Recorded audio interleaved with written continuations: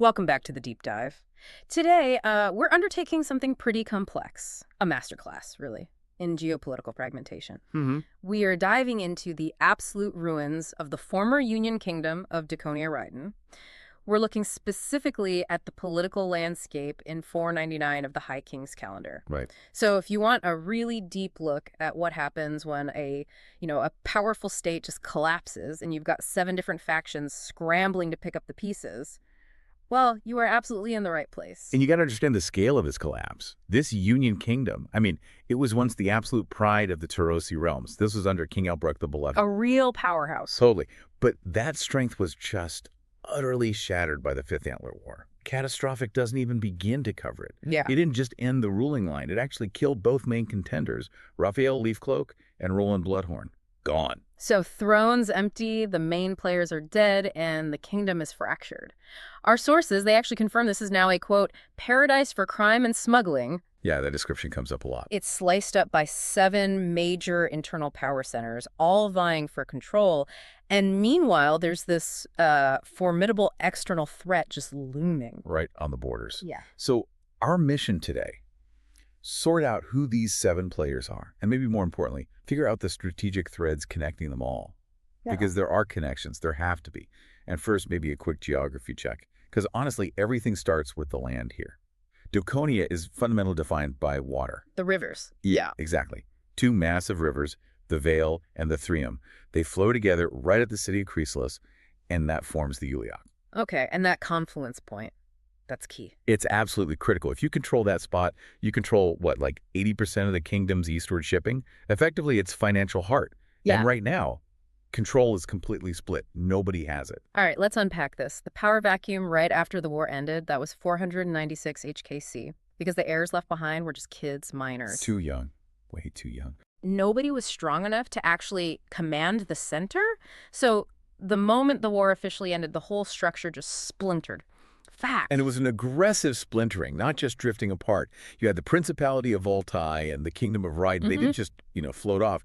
They actively declared full independence. Bold moves. Very. And at the same time, over in the east, Lady Teleris Very Rockroll just seized the lands of Ophiria and boom, crowned herself Queen of the Ophirians, just like that. And what really jumped out at me from the sources is that even the regions you'd expect to stay loyal, they fractured too. The big cities, Chrysalis, Cali, Paradil. Amitiniari cities, yeah. They didn't rally to some region or claim it. Nope. They proclaimed themselves free Amitiniari republics. It's a complete rejection of that central monarchical power, a total breakdown of the old system. But okay, among these newly independent players, one stands out as the clear military aggressor right now. Prince Danthar Dwarzen of Voltaï. Let's maybe call him the aggressor. Okay. The aggressor. So Voltaï is the big military power. What makes them so strong? They didn't just declare independence. They ran a whole campaign, right? 497 to 498 HKC. Yeah, they drove out the previous rulers. They secured that absolutely crucial trade route through Harpy's Pass. Super important checkpoint. Critical. And they hold Castron. The sources call it the single most formidable fortress in the entire former kingdom, full stop. Wow. Okay. And their army. Their strength. It's built on cash and commitment. We're talking 8,000 professional soldiers. Pikemen, archers, knights, heavy cavalry, the works. Professionals, not levies. Exactly. Well-paid, battle-hardened veterans, all decked out in their distinctive red livery.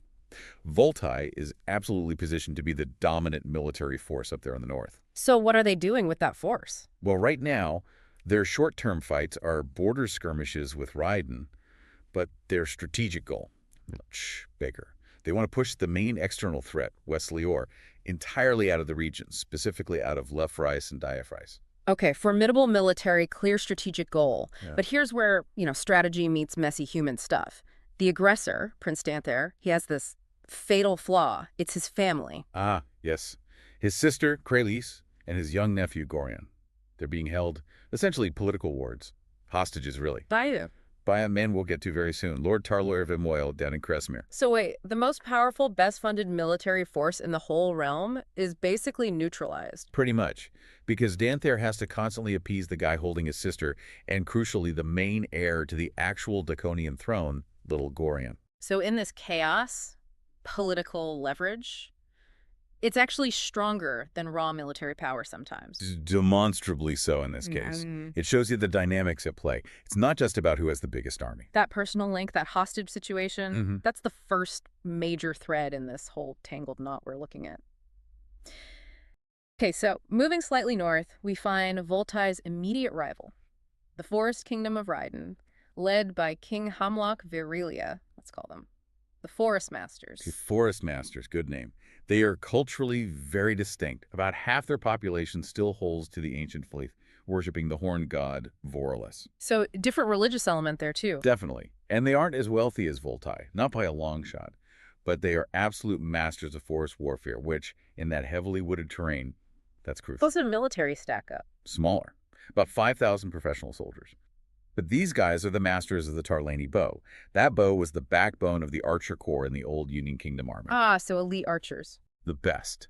And right now, they are locked in a really bitter border war with Voltai, fighting over the lands between the Green and Red Vales rivers. Who's winning?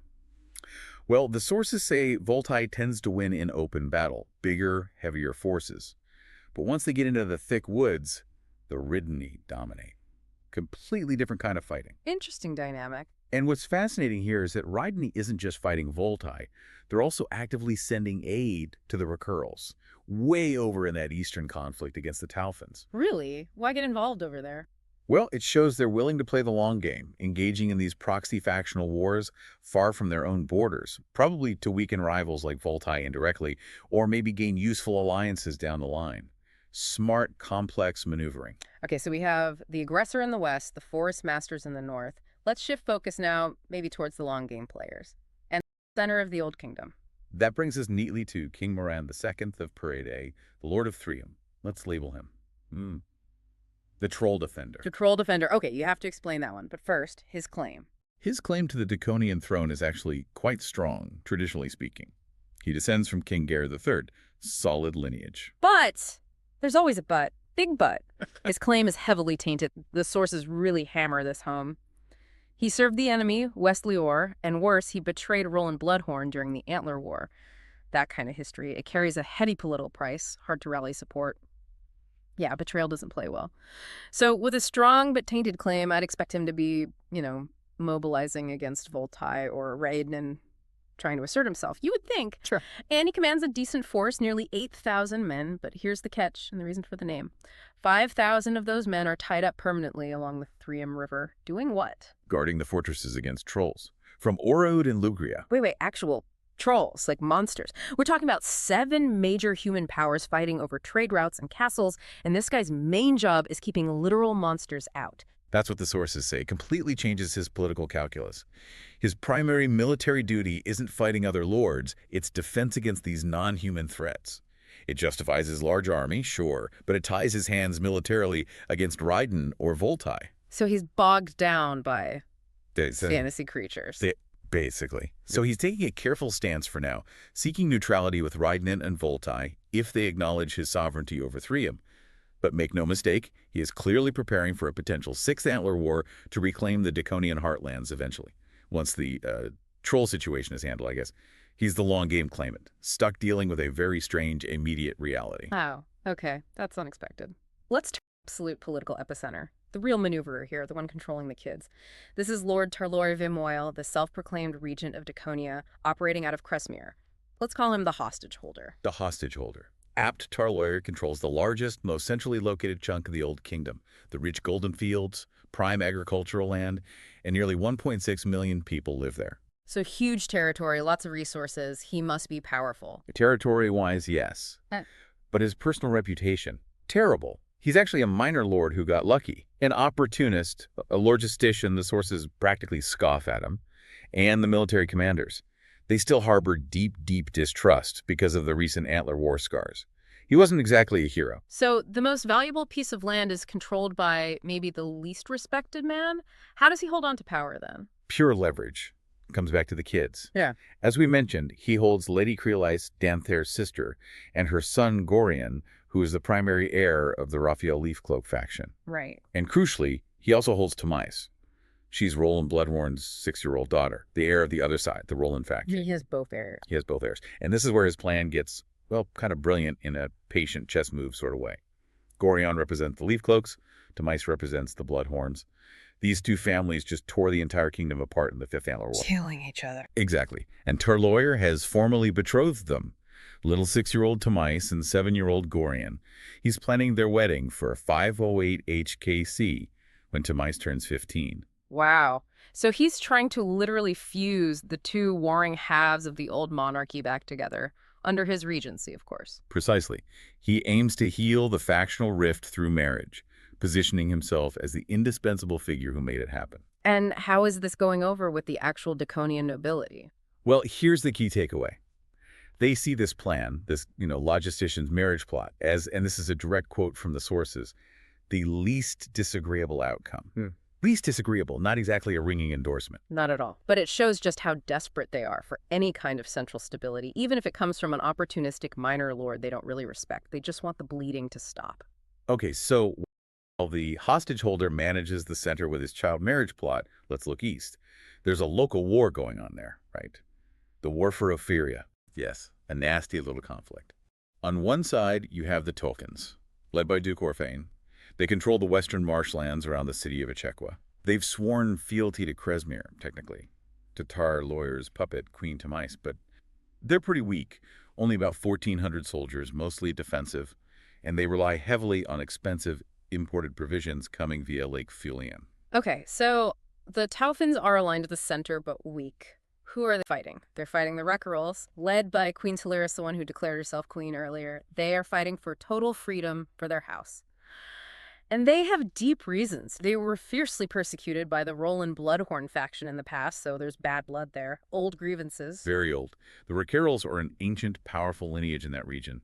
The sources mention 100 burial mounds around Lake Fulian, marking the tombs of their ancient pagan warrior queens. They have history, they have pride, and they have anger. Let's call them the ancient feudists. The ancient feudists. I like it. And they're fighting back hard. Oh, yeah. They are actively ravaging the countryside. And here's the critical link back to the bigger picture. They are receiving aid from the forest masters, King Hemlock up in Rydne. So Rydne is helping the Reckerals fight the Taufins, who are allied with Turloyer in Cresmere. Exactly. It demonstrates perfectly how this local conflict is immediately tangled up in the major geopolitical rivalries. Rydne uses the Reckerals as a proxy to destabilize the Daconian heartland that Turloyer controls. It's all connected. Okay, that makes 6 internal powers. Who's number 7? For number 7, we shift south down to the coast. This is where naval power comes into play. We have Admiral Nar.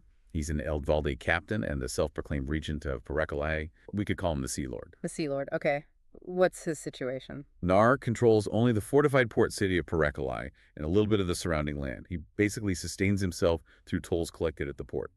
But his real power, it's entirely at sea. Lots of ships. 60 war galleys and nearly 100 Eldvalde longships. That's a serious fleet. But on land, he only has about 1,600 men. Not enough to project power inland. So what's his political play? Does he have a claimant? He does. Remember, Roland Bloodhorn had multiple wives? Nar hosts Roland's 4th wife and their 2-year-old daughter, Vildice, and Nar went ahead and declared little Vildice queen. Another child queen claimant. Right, he's trying to leverage this claim. He even offered an alliance to the troll defender, Moraine II, up in Threum, proposing a marriage for Vildice. But Moraine rejected him flat out. So Nar's stuck. Pretty much. He can't project power inland, and his claimant isn't getting much traction. But nobody wants to mess with his navy, so he just kind of holds his position on the coast, untouchable by land, sustained by sea power and tolls. Okay, so those are the 7 fractured internal powers. The aggressor, the forest masters, the troll defender, the hostage holder, the ancient feudists, the Sea Lord, and we shouldn't forget those 3 independent Amidst republics trying to stay out of it, all negotiating through proxies, alliances, hostages. It's a mess, total mess. But none of this is happening in a vacuum. We absolutely have to address the big shadow hanging over everyone, the single most significant external threat, the Kingdom of Westlior. The ones the aggressor wants to kick out. Precisely. And Westlior isn't just some minor nuisance. They already controlled 2 key provinces, Qualis and Diaphrys, which gives them substantial influence over Daconia's eastern trade routes. Yeah, and they're military. Formidable. Terrifying, even. They've got 3,600 elite Eldvalde heavy infantry, think unstoppable killing machines, plus another 7,000 regular Liori troops. It's a serious force. Which is why Prince Danther in Voltai is explicitly gearing up to stop any further expansion from them. He has to. But here's where things get even more uncertain and, frankly, fascinating. Westlior just went through its own internal upheaval. Oh. What happened? Their commander in the occupied territories, a guy named Caesper Verolisi, was overthrown and killed in a coup. Just recently, he's been replaced by a new commander, Roishar II of Forosh. A coup during an occupation. That sounds unstable. Highly unstable. And the big question hanging over the entire region now is, what does this mean? Does this coup mean Westlior descends into its own internal turmoil and stops being a major threat for a while?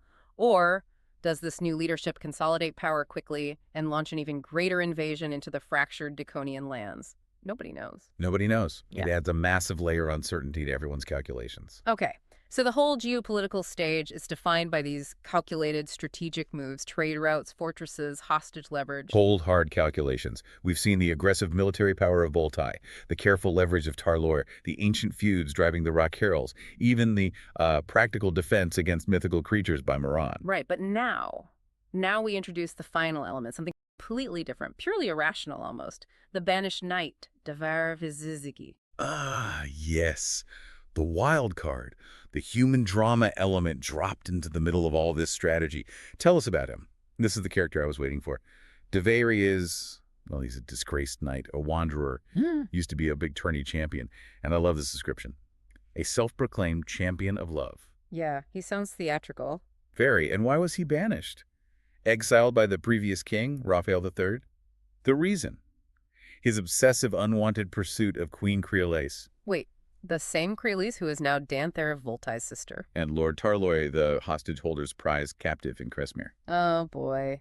This guy is obsessed with the region's most important hostage. That's complicated. Complicated is an understatement. Right. And his motivation now, it's apparently entirely self-serving. It's all wounded pride and this sort of delusional idealism. He doesn't actually care about Creolais as a person. Seems not. The sources suggest he sees the captive Queen Creolais less as a person and more as a symbol of lost purity that he feels he must redeem, mostly to make himself feel better.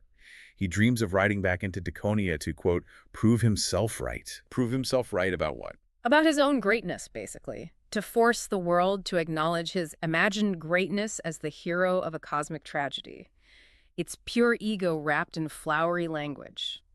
So, while kings and regions are carefully calculating grain shipments, troop movements, and troll patrols, this figure of pure, festering, irrational obsession is now physically entering the region.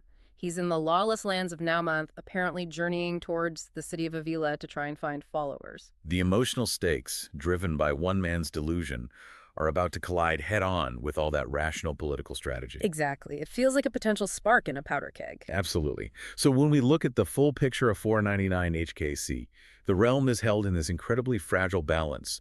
It's defined by these 7 fractured internal powers: the aggressor, the forest masters, the troll defender, the hostage holder, the ancient feudists, the sea lord, plus the republics trying to stay out of it. And that complex interplay of alliances we talked about, like Rydne helping the Rock Heralds way over in the east, or Danther being constrained by Tarloir holding his sister in the center, it ensures that every single action, every move in one corner of this shattered map Sends dangerous ripples right through the entire system. Doesn't matter if that action is rational and strategic or purely emotional and destructive. Which brings us, I think, to our final provocative thought for you, the listener, to consider. Right. Think about this. In a land that's been torn apart by civil war, currently being managed by calculating logisticians like Tarloy and claimants, literally guarding against monsters like Moran, what actual power, what real influence will an exiled, arguably delusional knight wield? This guy obsessed with a captive queen he barely knows. What happens when he steps back onto this stage? How does his purely emotional, self-serving quest potentially derail or collide with the long-term, rational geopolitical strategies of someone like the aggressor in Voltai or the troll defender in Threum? That collision between cold strategy and hot, irrational personality that feels like the most dangerous, unpredictable element just waiting to ignite the next phase of this conflict. Something to definitely keep an eye on in the sources.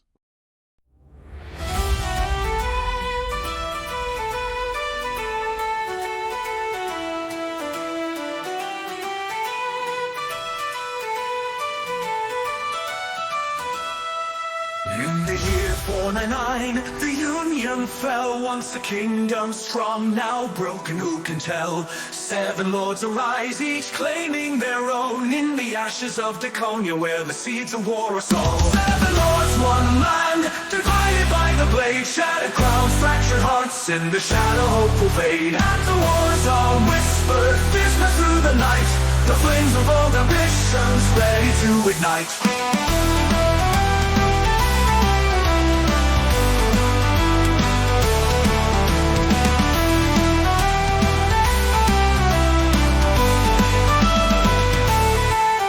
In the crimson fields of old time, where the rivers run red, Prince Death leads his army, where angels fear to tread.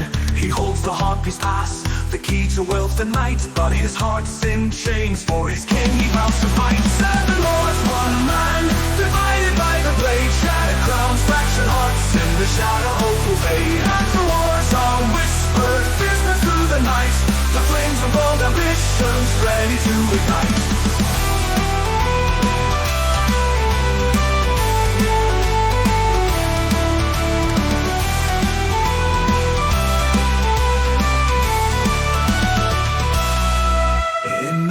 Green woods of Rydne, where the bowstrings sing, King Hamlock reigns in silence, the forest is his ring.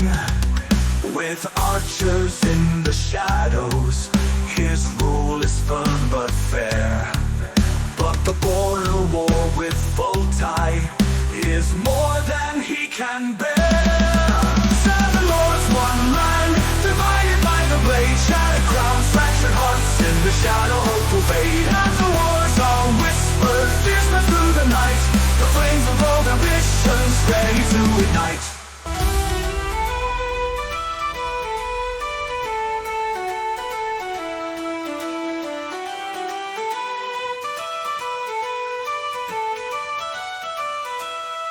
On the banks of the Freedom, where the waters run cold, King Orun dreams of the crown of old.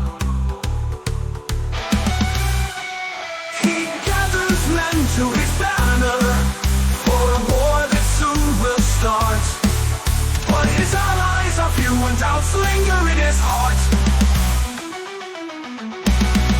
7 lords, one man, divided by the blade, shattered crowns, fractured hearts, in the shadow hope will fade. And the wars are whispered, business through the night, the flames of old ambitions ready to ignite.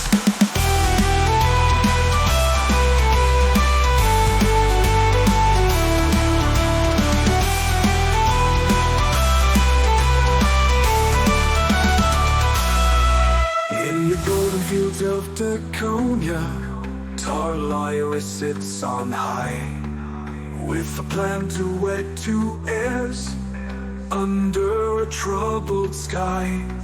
He holds the future king, a pawn in a deadly game, but trust is a broken mirror, and honor is but a name.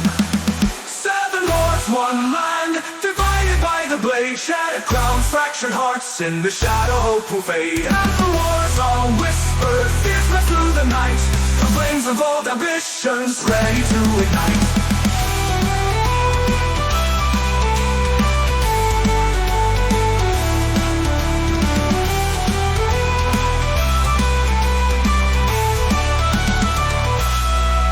In the marshes of Ophiria, where the waters flow slow, Duke Orphain guards his lands with a bitter undertow.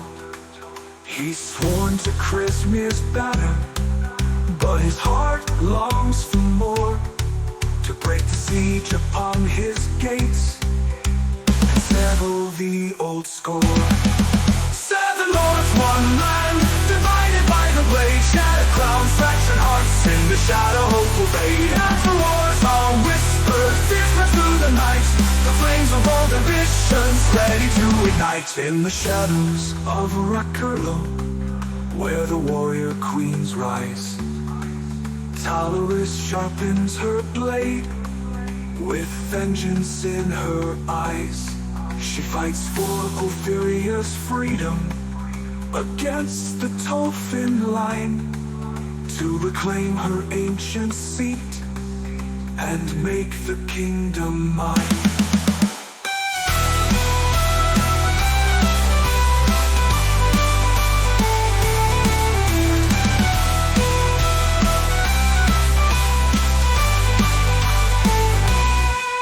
In the southern seas of Pericali, where the waves crash and roar, Admiral Nar stands alone with his fleet offshore. He holds the Queen of Daconia, yet a queen, but power in isolation is fragile and unseen. Seven lords, one land, divided by the blade, shattered crowns, fractured hearts, in the shadow hope will fade. After wars all whisper, fierce through the night, the flames of all divisions ready to ignite. The land of Daconia, once united and strong, now torn by seven lords, where everything's gone wrong. The antler wars are waiting just beyond the gate, and in this broken kingdom, only time will still ignite.